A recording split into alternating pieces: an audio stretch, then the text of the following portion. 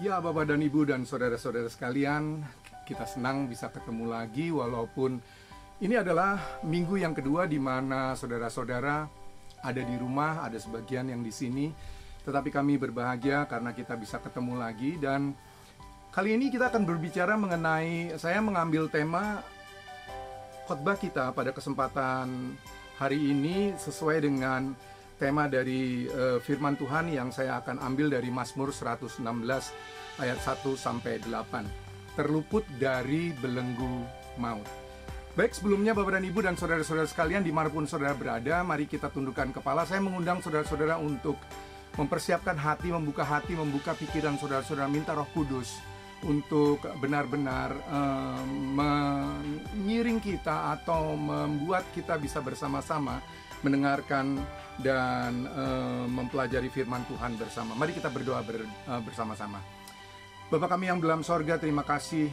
Apapun Tuhan keadaan kami, meskipun kami tidak bersama-sama, ada sebagian dari kami, banyak dari kami yang ada di rumah-rumah Tuhan, melakukan kebaktian seperti saat ini, tetapi kami percaya ini tidak mengurangi kuasa-Mu Tuhan, untuk memberikan kepada kami sesuatu berkat yang baru, sesuatu anugerah yang baru, sesuatu kebenaran firman-Mu ya Tuhan. Berbicaralah kepada kami, Roh Kudus, bukalah hati kami dan pikiran kami, supaya kami dengan demikian mengerti akan kebenaran firman-Mu. Terpujilah nama-Mu Tuhan, berbicaralah kepada kami saat ini, karena kami siap untuk mendengarnya. Haleluya, amin. Bapak dan Ibu dan saudara-saudara sekalian, saya ingin mengajak kita sama-sama membuka dari Mazmur 116 ayat 1 sampai 8. Aku mengasihi Tuhan sebab Ia mendengarkan suaraku dan permohonanku. Sebab Ia menyendengkan telinganya kepadaku, maka seumur hidupku aku akan berseru kepadanya. Tali-tali maut telah melilit aku, dan kegentaran terhadap dunia orang mati menimpa aku. Aku mengalami kesesakan dan kedukaan, tetapi aku menyerukan nama Tuhan. Ya Tuhan, luputkanlah kiranya aku. Tuhan adalah pengasih dan adil, Allah kita penyayang. Tuhan memelihara orang-orang sederhana. Aku sudah lemah, tetapi diselamatkannya aku. Kembalilah tenang hai jiwaku, sebab Tuhan telah berbuat baik kepadaku. Ya, Engkau telah meluputkan aku daripada maut, dan mataku daripada air mata, dan kakiku daripada tersandung. Menarik perhatian saya ya, ayat yang terakhir, ayat 8 tadi menarik perhatian saya, khususnya pada waktu dikatakan meluputkan aku. Bapak, Ibu, dan saudara-saudara sekalian, kata meluputkan ini, kalau saya lihat dari Kamus Besar Bahasa Indonesia, artinya situasi yang kita terluput dari biasanya hal-hal yang tidak tepat, atau hal-hal yang membuat kita bukan saja menggerenyitkan dahi karena seringkali kecelakaan dan yang lain-lain, saudara-saudara. Dan saya pikir ini adalah salah satu kata pamungkas untuk kita saat ini dan hari-hari ini, di mana sesuatu kata yang memang kita perlukan. Siapa di antara kita yang tidak ingin berharap bahwa saudara dan saya terluput dari pandemik dari COVID-19? Siapa di antara kita yang tidak memikirkan bahwa di antara kita, keluarga kita, anak-anak kita, saudara-saudara kita, teman-teman kita, bahkan ada sebagian orang-orang yang benar-benar saat ini sedang berjuang luar biasa, para dokter dan para perawat yang mengasihi banyak orang yang sekarang ada di rumah sakit. Siapakah di antara mereka dan kita yang tidak ingin terluput, saudara-saudara, dari hal seperti ini? Nah, saudara-saudara, firman Tuhan ini adalah keadaan yang dirasakan oleh Daud. Ya, pada waktu itu memang kisahnya dituliskan seperti layaknya Mazmur, dalam kata-kata yang sedikit puitis. Tetapi saya percaya saudara-saudara dan saudara tahu bahwa ini adalah bukan kesempatan, tetapi keadaan di mana Daud benar-benar tertekan. Kalau saudara perhatikan di ayat 3, dikatakan di situ, tali-tali maut telah melilit aku. Kira-kira di mana dililitnya, saudara? Apakah itu di tangan? Mungkin dua tangan seperti ini, atau mungkin di belakang, atau mungkin di pergelangan kaki. Kalau saya membayangkan pada waktu Daud menulis tali-tali maut telah melilit aku, kemungkinan besar di leher begitu ya, saudara-saudara. Karena kita tahu kalau umpamanya Orang bergantung atau menggantungkan diri gitu, begitu itu sudah terjirat begitu saudara-saudara, tidak lama lagi tidak ada nafas dan meninggallah dia. Bahkan Daud mengatakan, dan kegentaran terhadap dunia orang mati menimpa aku. Aku mengalami kesesakan dan juga kedukaan. Nah, di samping apa yang ditulis Daud dari perasaan yang begitu mencengkam, dan lalu dikatakan terluput saudara-saudara. Tetapi yang menarik, di samping rasa ketakutan yang begitu amat sangat, Daud juga menuliskan hal-hal apa yang membuat mereka atau dia terluput dari kematian. Coba saudara perhatikan. Yang pertama dikatakan, Tuhan mendengar suara permohonanku, ya kan? Lalu yang kedua dikatakan juga bukan cuma mendengar, tetapi dia menyendengkan telinganya, seperti seolah-olah membungkukkan begitu ya saudara-saudara, ingin mendengarkan seperti itu. Lalu Daud mengatakan karena Tuhan mendengarkan, karena Tuhan menyendengkan telinganya, maka Daud memohon terus-menerus. Dia kayak mau seterus-terusnya, ya, bukan cuma sehari, 2 hari, seminggu, sebulan. Dikatakan di sini seumur hidupku, saudara-saudara. Memang tidak tahu bahwa apakah Daud menulisnya pada waktu dia sudah menjadi raja atau dia sebelum menjadi raja. Tetapi kalau kita tahu, Daud mungkin 6-7 kali mengalami hal-hal di mana dia hampir atau bahkan nyaris mati, saudara-saudara. Seperti pada waktu dia dikejar-kejar oleh Saul. Ya, tetapi yang jelas Daud dapat menggambarkan dengan jelas, meskipun dia dalam keadaan yang tertekan, pada akhirnya dia terluput. Nah, saudara-saudara, mencoba untuk memikirkan apa yang tengah Daud rasakan atau Daud alami. Saya teringat akan satu raja lagi, saudara-saudara, yang juga mengalami hal seperti yang Daud rasakan. Tetapi kali ini terlihat bagaimana Allah turut bekerja, Allah turut memberikan sesuatu, semacam kayak, arahan begitu ya saudara-saudara. Itu adalah pada waktu Raja Ahaz. Saudara tahu, Raja Ahaz adalah raja orang Yehuda. Dan bukan cuma Raja Ahaz pada waktu itu, tetapi masyarakat Yehuda begitu ketakutan. Pada waktu di satu saat ada Raja Aram yang ingin menyerang mereka. Dan pada waktu itu begitu ketakutannya Raja Yehuda ini, saudara-saudara. Sehingga pada satu saat, nah ini menarik sekali, pada satu saat Tuhan meminta Yesaya untuk datang kepada Raja Ahaz. Pada waktu Raja Ahaz dan juga masyarakatnya atau orang-orang Yehuda itu begitu sangat desperate, begitu sangat ketakutan, sudah putus asa, saudara-saudara. Tuhan memanggil Yesaya untuk mengatakan sesuatu kepada Raja Ahaz. Apa yang dikatakan? Kita lihat di dalam Yesaya 7. Nah, cerita ini memang diambil dari Yesaya, saudara-saudara. Coba saudara lihat dari Yesaya 7 ayat 1 sampai seterusnya. Tetapi di ayat 3 firman Tuhan mengatakan seperti ini. Berfirmanlah Tuhan kepada Yesaya, baiklah engkau keluar menemui Ahaz, engkau dan Shear-Yashub, ya, anakmu laki-laki, ke ujung saluran kolam atas dan jalan raya pada padang tukang penatu. Lalu di ayat 4a-nya mengatakan seperti ini, dan katakanlah kepadanya, teguhkanlah hatimu dan tinggallah tenang, janganlah takut dan janganlah hatimu kecut. Kira-kira gimana saudara-saudara? Kalau kita bayangkan, kalau saudara dan saya ini masyarakat yang ada di Yehuda pada waktu itu, atau mungkin saudara bagian dari kerajaannya pada waktu itu, sedang benar-benar tertekan. Bisakah pada waktu itu kita teguh hati kita seperti yang diminta? Lalu juga tinggal tenang, ya, jangan takut. Lalu yang keempat, jangan hatimu kecut, jangan jadi pengecut, saudara-saudara. Kita sekarang mengalami hal-hal yang memang menekan kita di seluruh dunia. Sekarang di Indonesia kita mengalami pandemik dari COVID-19, saudara-saudara. Apakah kita bisa berada di dalam pemikiran-pemikiran yang seperti Tuhan katakan kepada Yesaya untuk dikatakan kepada Ahaz? Teguhkanlah hatimu, tinggallah tenang, jangan takut.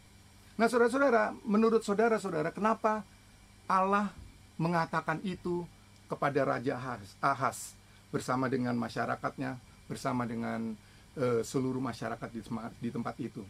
Meneguhkan hatinya, tenang, jangan takut, dan jangan kecut hatinya, saudara-saudara. Pada waktu itu Yesaya atau Allah mengatakan atau Tuhan mengatakan kepada melalui Yesaya kepada Raja Ahaz untuk meminta suatu tanda. Jadi Yesaya katakan, coba kalau kamu memang tidak percaya, minta aja tanda. Dan kalau saudara-saudara lihat di ayatnya yang ke-10, Yesaya 7 ayat 10, Tuhan melanjutkan firman-Nya kepada Ahaz, katanya seperti ini. Mintalah suatu pertanda dari Tuhan Allahmu. Biarlah itu sesuatu dari dunia orang mati yang paling bawah, sesuatu yang kira-kira sudah tidak ada harapannya lagi, atau mungkin sesuatu dari yang atas tertinggi, sesuatu yang mungkin tanda-tanda ajaib, tanda-tanda heran, kira-kira seperti itu, saudara-saudara. Tuhan tahu bahwa kita ragu-ragu. Tuhan tahu bahwa pada waktu itu Ahaz tidak percaya, saudara-saudara. Sehingga dia katakan, coba mintalah tanda. Tetapi apa yang dikatakan Ahaz pada waktu itu, dia menolak untuk meminta pertanda. Dia katakan, janganlah saya mencobai Tuhanku, kira-kira seperti itu, saudara-saudara. Singkat cerita, dan ini menarik. Lalu Yesaya mengatakan seperti ini, ya. Ini di ayat 14. Sebab itu Tuhan sendirilah yang akan memberikan kepadamu suatu pertanda. Kalau kamu tidak mau minta tanda, saya yang akan kasih tanda, kira-kira seperti itu. Sesungguhnya seorang perempuan muda mengandung dan akan melahirkan seorang anak laki-laki. Dan ia akan menamakan dia Immanuel. Nah, ini menarik, saudara-saudara, karena apa yang dituliskan di Yesaya, sesuatu yang dinubuatkan, akhirnya disitir di dalam Matius. Di Matius 1 ayat 23 mengatakan seperti ini. Sesungguhnya anak darah itu akan mengandung dan melahirkan seorang anak laki-laki, dan mereka akan menamakan dia Immanuel, yang berarti Allah menyertai kita. Nah, mengapa, saudara-saudara? Tuhan meminta Ahaz untuk meneguhkan hatinya, untuk tenang, jangan takut, dan jangan kecut hatinya, saudara-saudara. Karena dialah Allah, karena dialah Immanuel, karena Allah menyertai kita. Amin, saudara-saudara. Kalau Allah bisa melakukan hal ini, Tuhan bisa melakukan hal ini, Dia juga bisa melakukan untuk saudara dan saya. Ya. Lalu apa yang kita harus kerjakan sekarang? Kalau firman Tuhan tentu ada banyak do dan don'ts, ada banyak yang kita bisa harus lakukan dan ada banyak yang kita tidak harus lakukan, saudara. Tetapi ada satu kata yang luar biasa, ya. Dan ini kita ambil dari firman Tuhan saat ini. Mari kita lihat lagi dalam Mazmur 116 ayat 1 tadi. Firman Tuhan mengatakan gini, Aku mengasihi Tuhan sebab Ia mendengar suara dan permohonanku. Nah, ini luar biasa, saudara-saudara. Pertanyaan saya, Daud mengasihi dulu, apa Tuhan mendengar dulu permintaan Daud karena Tuhan mengasihi Daud, saudara-saudara? Kalau saudara lihat di ayat selanjutnya ada kata sebab. Nah, kata sebab itu menunjukkan bahwa sebenarnya Allah melakukan sesuatu dulu untuk kita. Allah sudah mengasihi kita dulu sementara kita masih berdosa. Allah sudah mengasihi kita dulu pada waktu kita masih melakukan hal-hal yang tidak berkenan. Allah mengasihi kita dulu sementara kita memang membutuhkan kasih Dia. Dan akhirnya Daud mengatakan, Aku mengasihi Tuhan sebab Ia mendengarkan suaraku dan permohonanku. Luar biasa sekali, saudara-saudara. Dan inilah yang saya sungguh yakin dapat kita katakan sesuatu yang bisa menguatkan hati kita. Dan sesuatu yang bisa meluputkan, kalau tadi dikatakan Daud mengatakan, aku terluput bahkan dari jirat kematian, seperti itu, saudara-saudara, ya. Apakah kita bisa sembrono dengan itu? Apakah dengan demikian kita langsung bisa mengatakan, wah, kita aman-aman saja? Tentu common sense saudara dan saya tidak akan mengatakan seperti itu, saudara-saudara. Dan memang firman Tuhan juga mengatakan seperti itu. Tidak bisa kita sembrono. Matius 10 ayat 16 firman Tuhan mengatakan seperti ini. Lihat, aku mengutus kamu seperti domba ke tengah-tengah serigala. Sebab itu, hendaklah kamu cerdik seperti ular dan tulus seperti merpati. Tulus seperti merpati itu menunjukkan iman kita yang tulus, saudara-saudara, atas kasih Allah, atas apa yang telah Dia berikan kepada kita.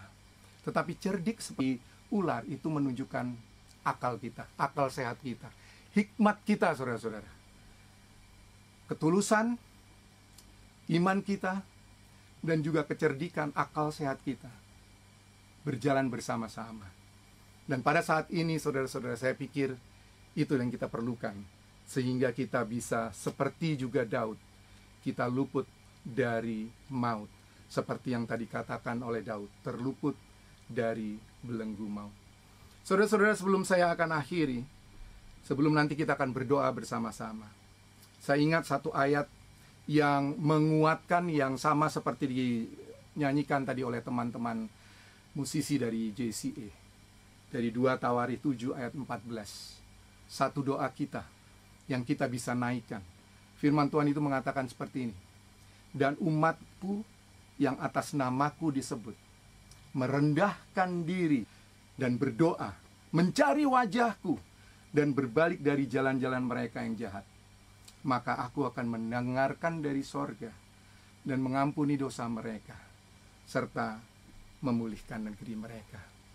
Saudara-saudara, saudara dan saya tentunya kita bersama-sama pada kesempatan saat ini tetap mengandalkan iman kita, berdoa, tetapi sekaligus kita juga mengandalkan hikmat yang Tuhan berikan kepada kita. Amin, saudara-saudara. Mari kita tundukkan kepala. Bapa kami yang dalam sorga, terima kasih karena Engkau begitu mengasihi kami bahkan sebelum kami mengasihi-Mu. Terima kasih Tuhan bahwa ada terlalu banyak contoh di mana Engkau ingin membuat kami tenang. Kami teguh hati kami. Kami tidak bimbang Tuhan. Karena Engkau adalah Immanuel, Allah yang senantiasa menyertai kami semua yang ada di tempat ini. Terima kasih untuk kami yang ada di tempat ini maupun mereka yang ada di rumah-rumah Tuhan. Berkatilah kami pada hari-hari seperti ini ya Tuhan Yesus. Lindungilah kami, jauhkanlah kami dari mara bahaya, dari sakit penyakit, dipermalukan orang. Dan kami senantiasa akan terluput dari banyak hal yang mengganggu kami pada hari-hari ini. Segala puji dan hormat kami naikkan hanya untuk kemuliaan nama-Mu. Terpujilah nama-Mu ya Tuhan Yesus. Haleluya. Amin. Tuhan memberkati kita semua.